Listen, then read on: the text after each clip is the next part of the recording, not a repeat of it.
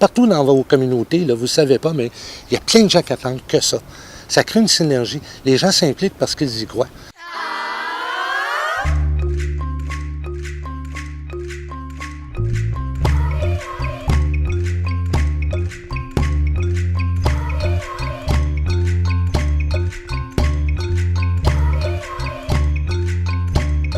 On est la première école qui fait un jardin collectif dans sa cour. C'est quand même quelque chose.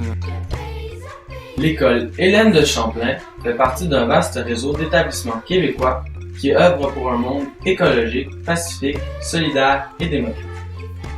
Ce réseau, les établissements vers Brundtland. L'approche de la pédagogie de l'espoir, en fait, c'est de montrer aux jeunes qu'ils peuvent avoir une influence sur le monde, qu'ils peuvent changer les choses qu'ils voient autour d'eux qui ne sont pas correctes, en commençant par des petits gestes qui sont accessibles, qui sont faciles à poser dans leur quotidien ou dans leur environnement immédiat. C'est-à-dire, je ne reçois pas la connaissance, j'agis sur la connaissance, je transforme mon milieu. Si j'améliore mon milieu à moi, le milieu dans lequel j'habite, là où je vis, nécessairement, ça a un impact sur la planète. De nous voir faire, ça les sensibilise, donc c'est sûr que juste un petit projet comme ça peut avoir une très grande envergure, là.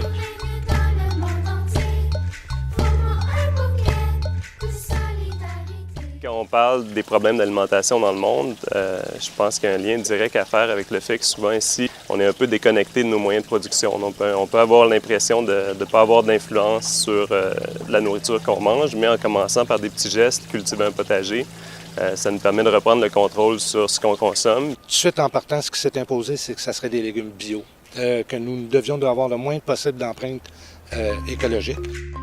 Le réseau EVB lance le défi d'apprendre à vivre ensemble sur une planète où les ressources et l'espace sont limités.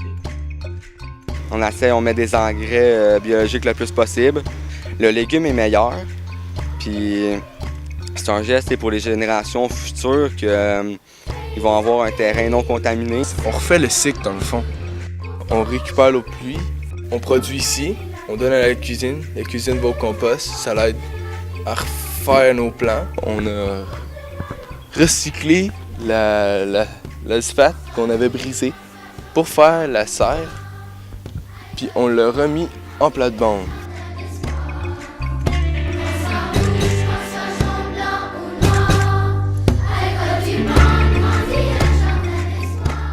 C'est assez extraordinaire de voir des jeunes qui ont des troubles graves de la conduite et du comportement dire « Hey, je suis fier d'être à Hélène de Champlain.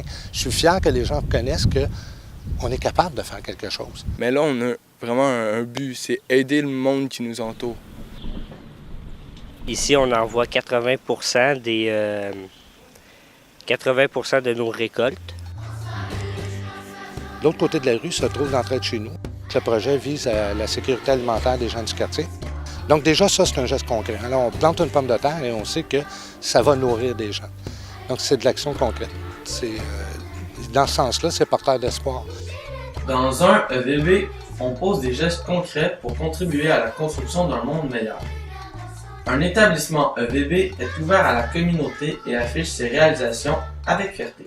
Quand on voit les personnes qui sortent de l'entrée de chez nous, là, c'est la plus belle chose que vous pouvez voir au monde, là. Ils sortent tous avec un gros sourire.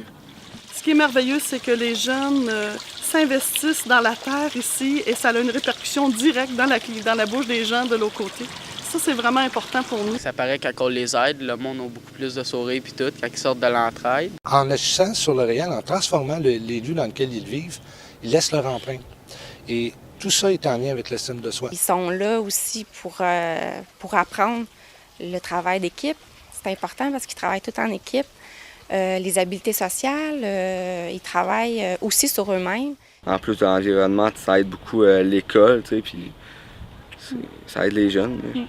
En utilisant ces magnifiques cours d'école qui sont là autour de nous, nos parcs dans les milieux urbains, en les transformant en petites fermes de production, on rapproche à la fois le citoyen de la production, on l'implique dans la production, mais aussi ce qu'on fait, c'est qu'on baisse le coût, parce qu'on vient d'éliminer le transport.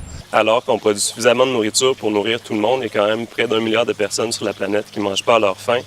Donc, ça démontre très bien que le système alimentaire là, fait fausse route et est défaillant.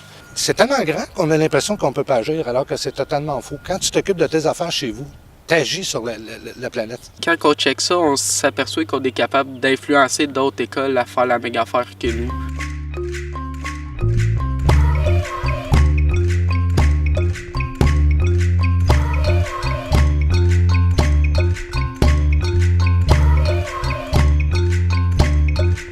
faut pas hésiter. Hein? Dès qu'on est convaincu, il s'agit de communiquer son intention et vous allez voir, c'est incroyable à quel point ça touche les gens et à quel point vous allez avoir de l'aide.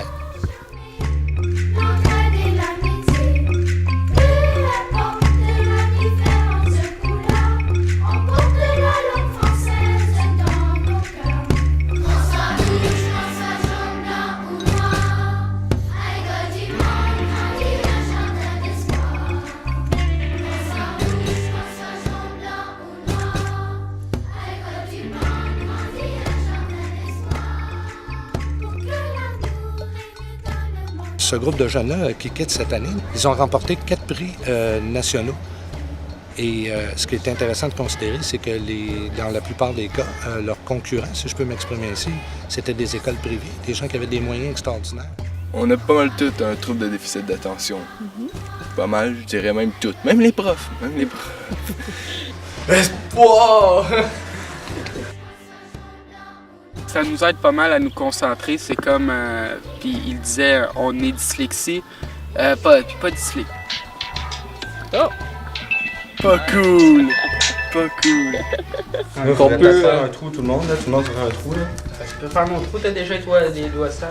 Oui, ben je te laisse faire ton trou, il est déjà ton trou. Oui, là. Chacun fait son trou, ok les gars? C'est bon? J'ai tout fait, les trous. Ok.